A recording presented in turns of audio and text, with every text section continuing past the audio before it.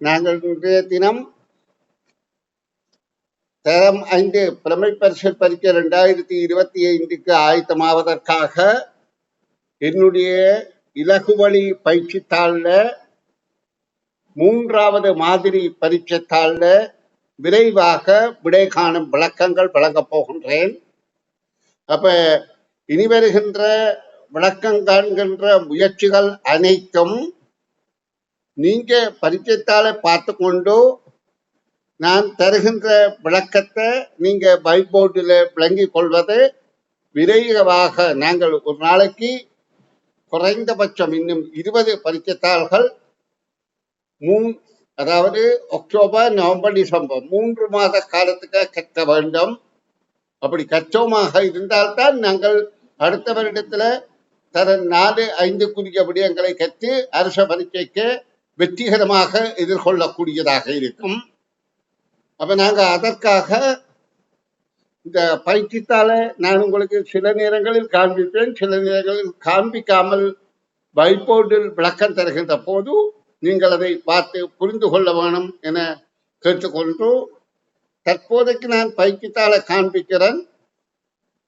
சில நேரங்களில் விரைவுபடுத்துவதற்காக நான் வைட் போர்டை அதாவது பயன்படுத்த வேண்டிய சந்தர்ப்பத்தில் உங்களுக்கு பரீட்சைத்தாளை காண்பிக்க முடியாம இருக்கும் என்பதை நீங்க கவனத்தில் கொள்ளுங்கள் பிள்ளைகள். அதாவது இந்த ஒவ்வொரு பக்கமாக நான் எடுத்து உங்களுக்கு காண்பிக்கின்ற நேரத்தில் மிகுந்த நேர விரயம் ஏற்பட நியாயம் இருக்கின்றது. அதனால்தான் நான் விளக்கம் தருகின்ற போது வைட் போர்டில் நீங்க உங்களுடைய பரீட்சைத்தாளை பார்ப்பது சிறப்பானதாக இருக்கும். சரி, இனி இது மாதிரி பரீட்சை 3வது இதே போல 8 பரீட்சைகள் இருக்கின்றது. தரம் 2 தரம் 3க்கு 14 பரீட்சைகள் இருக்கின்றது. அப்ப நாங்க 2 பரீட்சைத்தாள்கள் தான் பார்த்து விட்டோம் 2 வாரங்கள்ல. அப்ப இது விரைவாக பார்க்க வேண்டிய நிலைப்பாட்டில் இருக்கின்றோம். சரி, இந்த முதலாவது வினா 3 படங்களில் ஒன்று வித்தியாசமானது, அதன் கீழிடுக.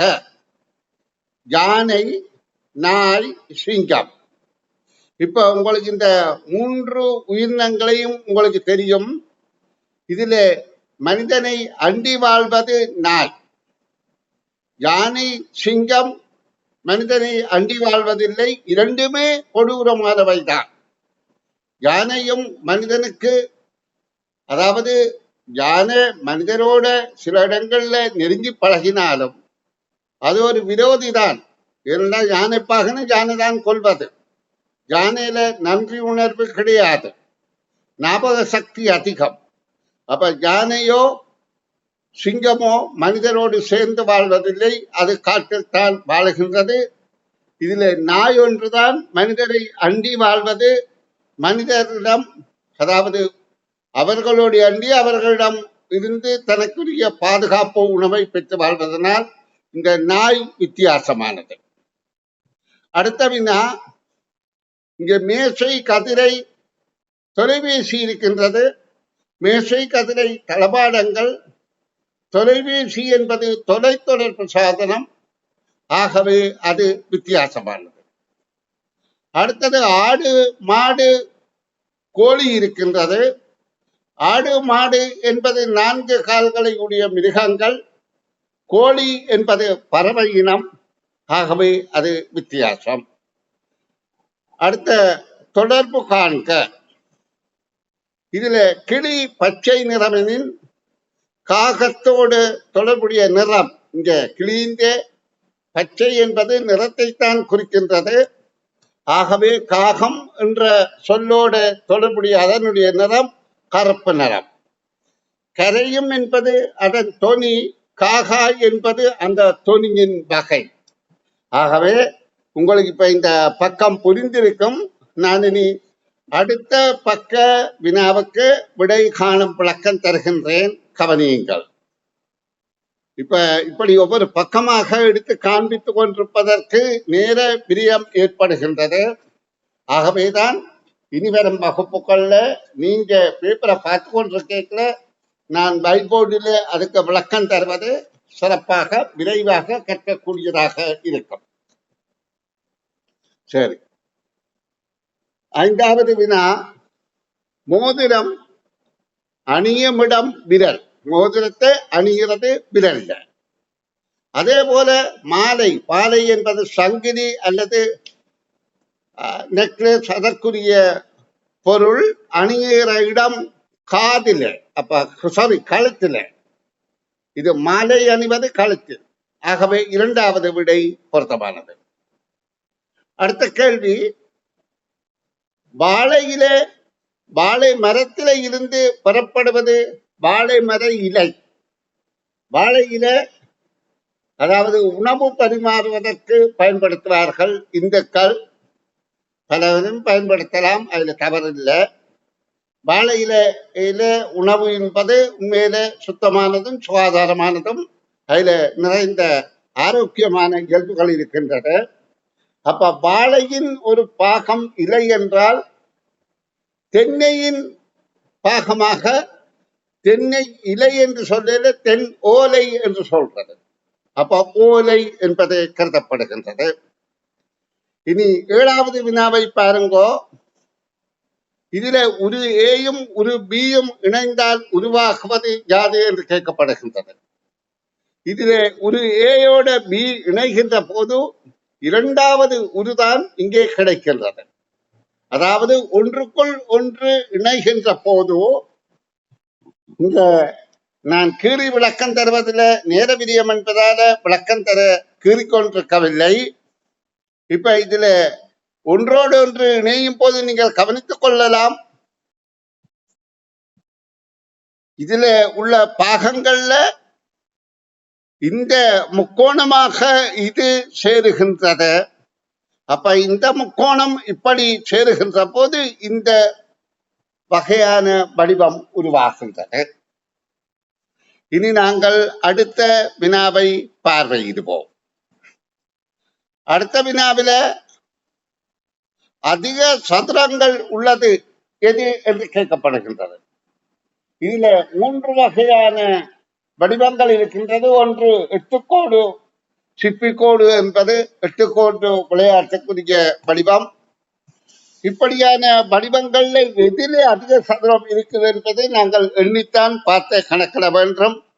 அப்ப முதலாவதுல எண்ணி பார்ப்போமா என்றால் 8 கோடு என்றபடியால் 8 சதுரங்கள் இருக்கின்றது. அடுத்ததிலே எண்ணி பார்த்தால் 6 சதுரங்கள் இருக்கின்றது. 3வதுல 9 சதுரங்கள் இருக்கின்றது. ஆகவே அதிக சதுரங்கள் உள்ளது 3வது சி என்பது விடையாகும். அடுத்த வினா, நான் வைபோர்டில் கொஞ்சம் விளக்கம் தருவது நல்லா இருக்கும், ஆனா பரவாயில்லை. இப்ப இதுல விளக்கம் தருகிறேன். பிறகு வைபோர்டு பயன்படுத்துகின்ற சந்தர்ப்பத்தில் இதுல விளக்கம் தருகிறேன். 5க்கு முன்னால் உள்ள எண்ணையும் பின்னால் உள்ள எண்ணையும் கூட்டினால் கிடைப்பது என்று கேட்கப்படுகிறது. இப்ப 5க்கு முன்னால உள்ள எண் 4.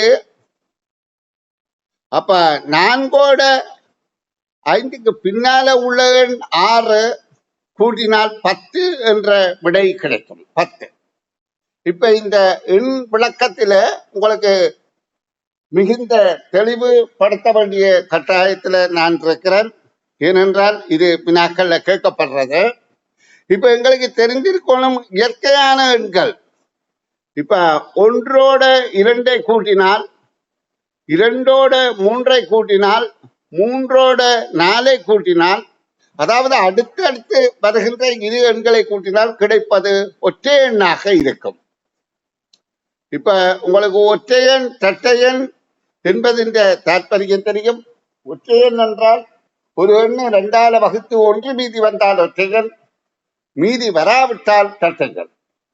அப்ப அடுத்தடுத்து வருகின்ற எந்த 2 எண்ணை கூட்டினாலும் அதன் விடை ஒற்றை எண்ணாகத்தான் இருக்கின்றது. இப்ப 8ஓட 9ஐ கூட்டினாலும் ஒற்றை எண்ணாகத்தான் வருகின்றது, 17 என. அப்ப எங்களுக்கு எண்கள்ல விளக்கம் தெரிய வேண்டும். அடுத்தடுத்து வரும் இரு எண்களை கூட்டினால் ஒற்றை எண் விடையாக வரும்.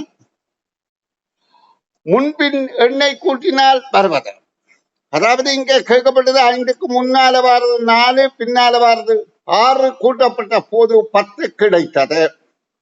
அப்ப முன்பின் எண்ணை கூட்டினால் கிடைப்பது இரட்டை எண்ணாக இருக்கின்றது. அதே போல இது 4, 6 போல இந்த 4க்கு 3க்குள்ள என்றால் 3ம் 5மாக இருக்கின்றது. அப்ப 2 அடுத்தடுத்து வருகின்ற இது இரட்டை எண்ணாக இருந்தா என்ன, அடுத்தடுத்து வருகின்ற இது ஒற்றை எண்ணாக இருந்தா என்ன, கூட்டினால் கிடைப்பது இது 3ஐயும் 5ஐயும் கூட்டினால் கிடைப்பது 8. இரட்டை எண் தான் விடையாக கிடைக்கும் என்பதை தெளிவாக புரிந்து கொள்ளுங்கள். சரி பிள்ளைகள், இனி அடுத்த கேள்வி, ஏ எனும் எழுத்தில் உள்ள நேர்கோடுகளின் எண்ணிக்கை யாது? 3 என்பது விடையாகின்றது. நன்று மாணவ செல்வங்களே, இனி நான் 3வது பக்க வினாவுக்கு விடை காணும் விளக்கம் தரப்போகின்றேன். அவதானியுங்கள்.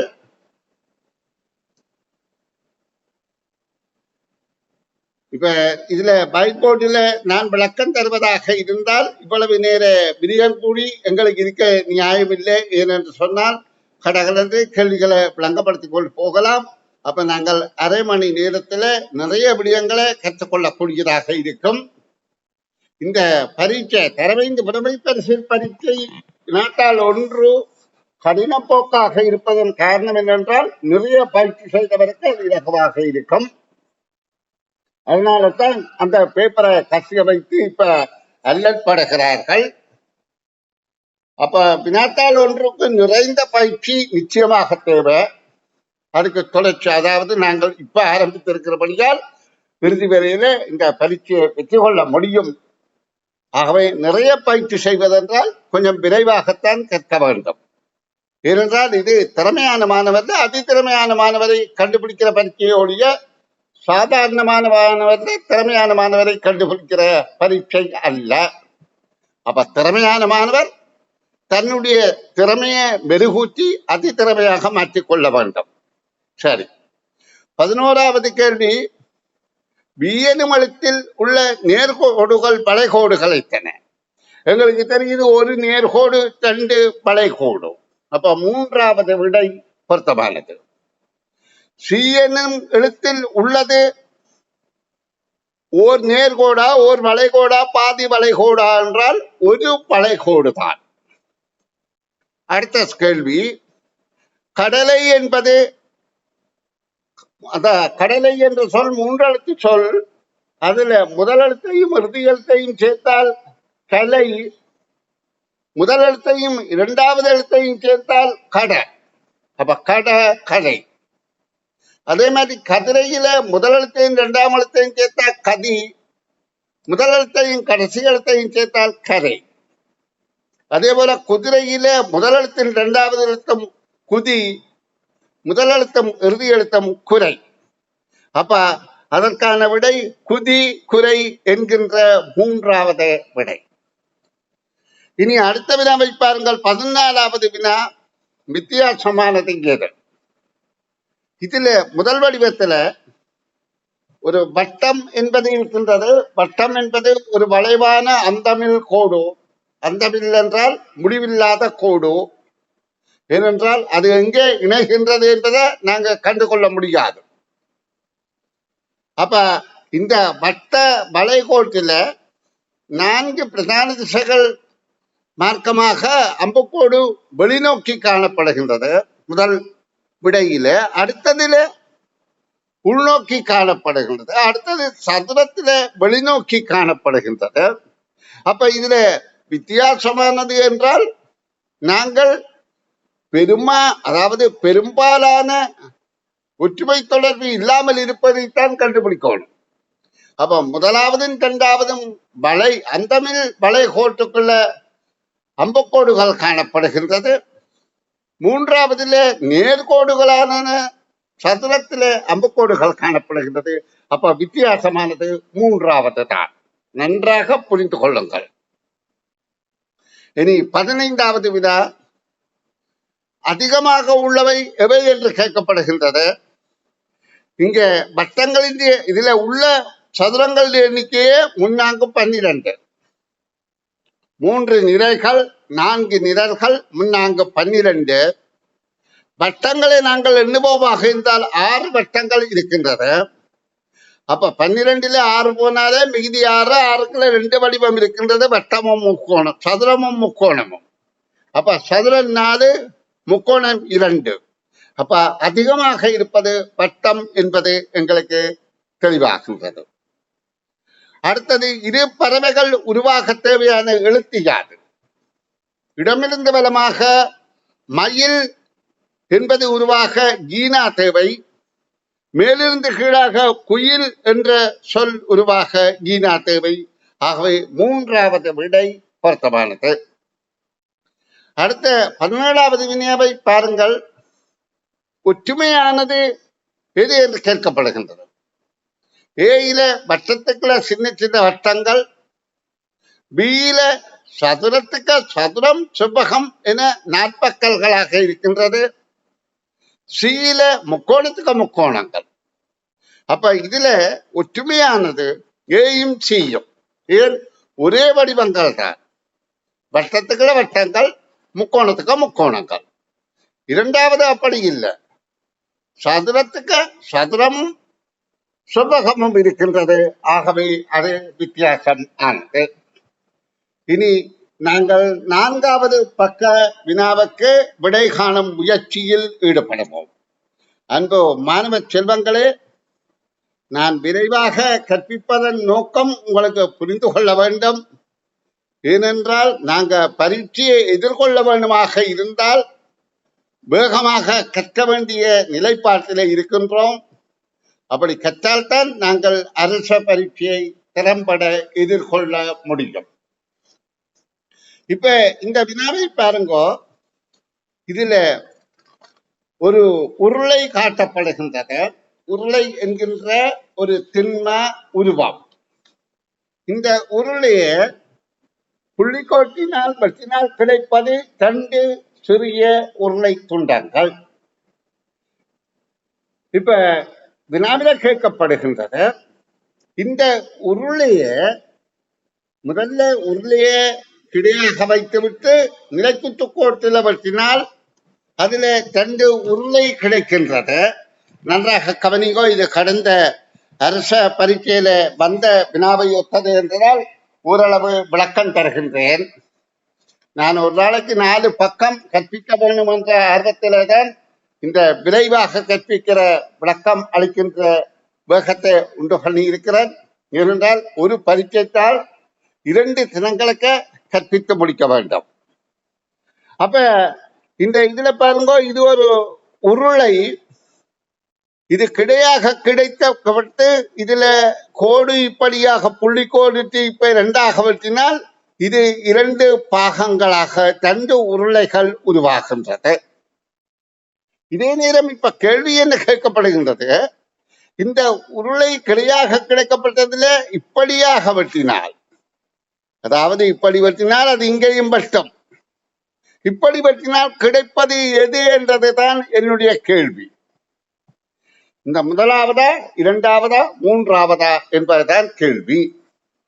இப்ப இதற்கு விளக்கம் தந்த பிறகு 2024ஆம் ஆண்டு தரமைந்து புலமை பரிசில் பரீட்சையில 10வது வினாவாக வந்த இதே போன்ற ஒரு வினாவை உங்களுக்கு விளக்கம் தருகிறேன். அப்ப இதுக்கு தெளிவான விடை விளக்கம் தெரிந்திருந்தால் அதற்கு தெளிவான விடை விளக்கம் அளித்து 2.5 புள்ளிகளை இலகுவாக பெற்றிருக்க முடியும். ஏன் நான் சொல்றேன் என்றால், மெல்லிய மிக இலகுவான பயிற்சிகளை செய்து கொண்டு போகின்ற போது நாங்கள் கடினமான வினாக்களையும் விரைவாக எதிர்கொள்ள முடியும். இப்படியாக ஒரு உருளைய நாங்கள் இப்படியாக வெட்டுகின்ற போது கிடைப்பது இதுவா அல்லது இதுவா என கேட்கப்பட்டால் நன்றாக அவதானிங்க. நீங்க இது உருளை மாதிரி ஒரு பெஞ்சில வெட்டி கூடி பார்க்கலாம். ஆனா நேராக வெட்டுறது உங்களுக்கு சிரமமாக இருக்கலாம். அப்ப களிமண்ணிலே ஒரு உருவத்தை செய்துவிட்டு அதை வெட்டி பார்ப்பது இலகுவாக இருக்கும். களிமண் காய முதல் காய்ந்த பிற வெட்ட இல்லாது. களிமண்ணிலேயே ஒரு உருளையை செய்கிறது, அது காயம் முதல் வெட்டி பார்க்கிறது. அப்ப ஒரே நேரத்தில் இந்த பகுதியும் தெரிந்தால் இந்த பகுதியும் தெரிவது நியாயமில்லை. அப்ப இது பொருத்தமற்றது. இது பொருத்தமாக இருக்கின்றது. மேல வளைகோடாக தெரியும், கீழே தெரியாது, ஒரு பக்கம்தான் தெரியும். அப்ப இது பொருத்தமாக இருக்கின்றது. இந்த இப்படியாக வளைந்திருப்பது பொருத்தமில்லாது இருக்கின்றது. அப்ப இதுவும் பொருத்தமற்றது. இப்ப உங்களுக்கு நான் 2024 கடந்த அரசவரிக்கையில வினாத்தாள் 1 10வது வினாவாக வந்ததை விளக்கம் தருகிறதை பாருங்கள். அது எப்படி வந்தது என்றால், ஒரு பெஞ்சில் படத்தை தந்தார்கள். இந்த ஒரு பெஞ்சில் படம் நான் கையால கீழ்றேன், கவனித்துக் கொள்ளுங்க. இந்த பெஞ்சில் மாதிரி இப்படியாக இருக்கின்றது, இப்படி இருக்கின்றது, வளைந்த கோடு மாதிரி இருந்தால் உருளைதான் கீழே. இந்த உருளை ஒரு நேர்கோட்டால் வெட்டப்படும் போது, அதாவது இப்படியாக வெட்டுகின்ற போது இதுல கிடைக்கக்கூடியது எப்படி இருக்கும் என்று, அதாவது விடைகள் 3 தரப்பட்டது. அந்த விடைகள்ல எது பொருத்தம் என கேட்கப்பட்டது. அதுல தரப்பட்ட 3 விடைகளும் ஒன்றுக்கொன்று வித்தியாசம் இருக்கின்றது. இப்ப இந்த வினா செய்திருந்தால் அந்த வினாவுக்கு நிச்சயமாக தவறில்லாத விடை அளித்திருக்க முடியும். அதுல முதலாவதுல தரப்பட்ட விடை நன்றாக அவதானிங்கோ. இப்படியான நேர்கோடும் இப்படியாக வந்த விடை அதான் பொருத்தமான விடை. இங்கே இதை போல இரண்டாவதாக தரப்பட்ட விடை இப்படி 2 நேர்கோடும், இதுல வருவது வளைந்த கோடும், இது தவறானது. இது போல இவை போல தவறுக்கும். மூன்றாவதாக தந்த விடை இந்த 2 நேர்கோடும் இந்த கோடும் சரியாக நேர்கோடாக இருக்குது, இது வளைந்த கோடாக இருக்கின்றது இப்படி. அப்ப இதுவும் தவறு. அப்ப இது 2024 அரசவரிக்கையில வினாத்தாள் 1 10வது வினாவென்பதை நீங்க கிரகித்துக் கொள்ளுங்கள். நான் அதாவது ஒவ்வொரு வினாவுக்கும் இப்படி விளக்கம் தந்து கொண்டுதான் நேரம் விரயமாகிவிடும். ஆயினும் இது கடந்த பரீட்சை என்றதால காண்பிக்கிறேன். ஏனென்றால் நீங்கள் இந்த பயிற்சிகளை நன்றாக அவதானித்து செய்வதன் பலன் உங்களுக்கு தெரிய வேண்டும் என்பதற்காக. இனி அடுத்த வினாவை பாருங்கோ. கண்ணாடியில் பிம்பமாக தெரிகையில் கண்ணாடியில் தெரிவது ஏ என்பது இவ்வகையான ஏ ஆக இருக்கும், பி என்பது இப்படி தெரிகின்றது, சி என்பது இவ்வாறு தெரியும் என்றால் டி எவ்வாறு தோற்றம் பெறும் என கேட்கப்படுகின்றது. இப்ப கவனிங்கோ, இந்த ஏ என்பது நிலைக்குத்தாக பிரித்தால் சமனான இரு பாகமாக பிரியும். இந்த ஏ என்பதை இப்படியாக நிலைக்குத்தாக பிரிக்கின்ற போது 2 பக்கம் சமனாக இருக்கின்றது. சாரி, இந்த கோடு நேராக இருக்கின்றது. நிலைக்குத்து இது நிலைக்குத்தாக பிரிக்கின்ற இது சமச்சீரச்சு என்று சொல்லலாம். இந்த சமச்சீரச்சு வழியே இரு சம பாகங்களாக பிரிக்கின்ற போது, ஏனென்றால் ஒரு பிம்பமாக தெரிவிக்க இடம்பலம் மாறுபடும். இடது பக்கம் வலது பக்கமாக மாறும், வலது பக்கம் இடது பக்கமாக மாறும். இப்ப ஏ என்ற எழுத்துல இப்ப பாருங்க, நான் இதுல 2 நிறத்துல இந்த எழுத்துக்களை எழுதுவதாக இருந்தால் ஏ என்பது அடுத்தது நான் கருப்புல போடாம நான் இந்த நிறத்தை எழுதி காட்டுறேன் பாருங்க. ஏ என்பது இப்படியாக எழுதப்பட்டு அடுத்தது வேறொரு நிறத்துல எழுதி காட்டி சிவப்பாக இட்டு இப்படியான எழுத்து கண்ணாடியில பிம்பமாக தெரிய இது எப்படி தெரியும் என்றால், இந்த சிவப்பு பக்கம் இந்த பக்கமாகவும் கருப்பு எதிர்பக்கமாகவும் தெரியும். அப்ப இதுல இருந்து எங்களுக்கு என்ன விளக்குகின்றது? இந்த ஏ என்ற எழுத்து அப்படியே தெரிந்தாலும் அது இடம்பலம் மாறித்தான் தெரிகின்றது.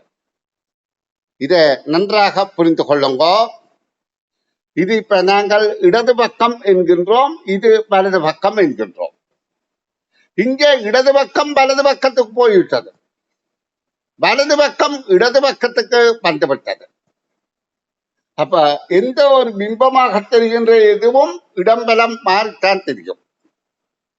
அப்ப ஏ என்பது நிலைக்குத்து சமச்சீரச்சு உள்ளதால் இடம்பலம் மாறாமல் தெரிவது போல தெரிந்தாலும் இடம்பலம் மாறித்தான் தெரிகின்றது. இப்ப நாங்க கண்ணாடி ஒன்று இருக்கு வீட்டுல, அந்த கண்ணாடியை பார்த்து நீங்கள் உங்களை அதாவது உங்களோட முகத்தை ஒழுங்கமைக்கின்ற போதும், இப்ப நீங்க இதுல நிக்கிறீர்கள், உங்களோட முகத்தை நீங்க ஒழுங்கமைக்கின்ற போது, தலையை ஒழுங்கமைக்கின்ற போதோ, இப்ப இந்த கண்ணாடிக்கு தெரிகிற உங்களோட உருவம் அப்படியே தெரிவது போல தெரிந்தாலும் உங்களுடைய இதே மாதிரி இடம்பலம் மாறுபட்டுத்தான் தெரிகின்றது. அது எங்களுக்கு தெரியவில்லை. காரணம் என்றால் நாங்கள் எல்லாம் நிலைக்குத்து சமச்சீரச்சு உள்ளவர்கள். அப்ப எங்களே அப்படியே தெரிகிறபடியா எங்களுக்கு பிரச்சனை இல்லை. இனி எங்களுக்கு அப்படி பார்த்து பழகிவிட்டது. அப்ப ஆங்கிலம் என்னவாக இருந்தாலும் கண்ணாடியில் தெரியும் போது இடம்பலம் மாறுபட்டு தெரியும் என்பதை புரிந்து கொள்ளுங்கள். அப்ப இந்த ஏ என்பது இப்படியாக தெரிகின்றது, ஏன் நிலைக்குத்து சமச்சீரச்சு அப்படியே தெரிகின்றது. பி என்பது கிடைச்சமச்சீரச்சு, அது மாறி தெரியுது. சியும் மாறி தெரியுது. அப்ப இதுவும் கிடைச்சமச்சீரச்சு தான். அப்ப டி என்பது மாறி தெரிய எது பொருத்தம் என்றால் இந்த விடைதான் பொருத்தமானது. இந்த டி என்பது இதுல கிடைச்சமச்சீரச்சு. இனி 20வது கேள்விக்கு விடை விளக்கம் தருகின்றேன். 1 to 5 வரையிலான எண்ணும் எண்களில் தொடராக வரும் 3 இலக்கங்கள் எவை? அதாவது தொடராக வருகின்ற 3 இலக்கம் என்றால் இதுல நாங்க பார்க்க வேண்டும். 1, 3, 5 என்பது ஒற்றை எண்கள் அடுத்தடுத்து வருகின்றது. 2, 3, 5 என்ற போது 4 வரவில்லை. அப்ப 3, 4, 5 என்பதுதான் தொடராக வருகின்ற எண்கள். அடுத்தது பழம் என்பதில் லானாவை நீக்கி என்ன எழுத்தை சேர்த்தால் காசு கிடைக்கும்? நானா. அடுத்தது வாய்க்குள் இருப்பது இருவகை பயன்பாடு, அது எது என்றால் நாக்கு. நாக்கு சுவையறியவும் பயன்படுகின்றது, பேசுவதற்கு, தொனி ஏற்படுத்துவதற்கும், அதாவது சத்தத்தை உண்டு பண்ணுவதற்கும் பயன்படுகின்றது. விவசாயியின் நண்பரும் விரோதியும்.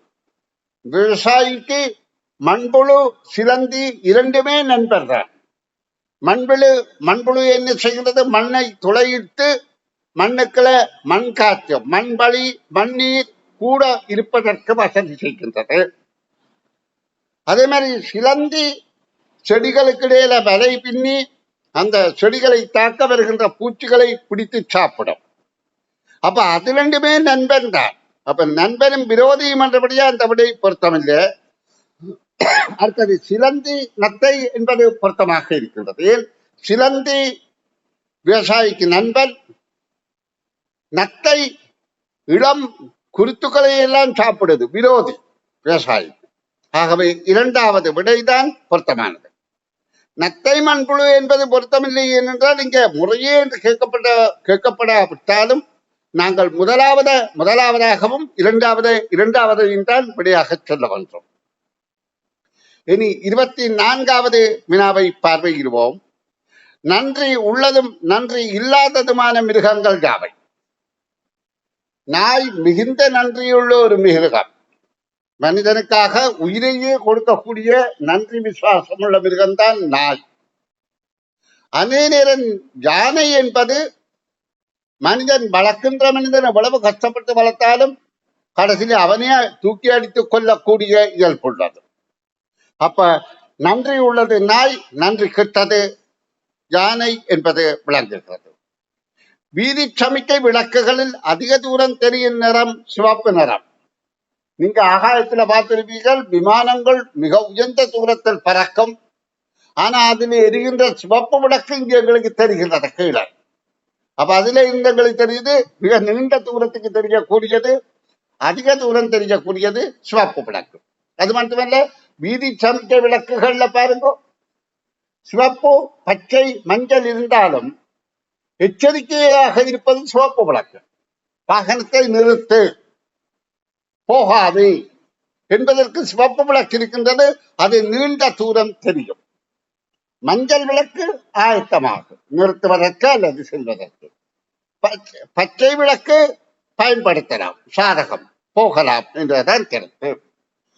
நன்று மாணவ செல்வங்களே, இன்றைய தினம் நாங்கள் இந்த பரீட்சை தாளில் மொத்தம் 4 பக்கங்கள் கற்றுவிட்டோம். இதே போல நாங்க கற்கிற பட்சத்துல தான் நாங்க எங்களால பரீட்சை தாளை விரைவாக மீட்கக்கூடியதாக இருக்கும். உங்களிடம் எல்லாரிடமும் இந்த பரீட்சைத்தாள் உள்ளபடியால் இனி வருகின்ற வகுப்புகள்ல நான் பெரும்பாலும், ஏனென்றால் நிறைய கற்று நாங்கள் பயிற்சியை மேற்கொள்ள வேண்டும். அப்ப உங்களிடம் பயிற்சித்தாள் இருக்கிற பட்சத்துல நான் உங்களுக்கு வைட் போர்டு எடுத்து வினாக்களுக்கு விளக்கம் தருவது உங்களுக்கு தெளிவாக இருக்கும், விரைவாக கற்பதற்கு அது வசதியாக இருக்கும் என கூறிக்கொண்டு நான் இன்றைய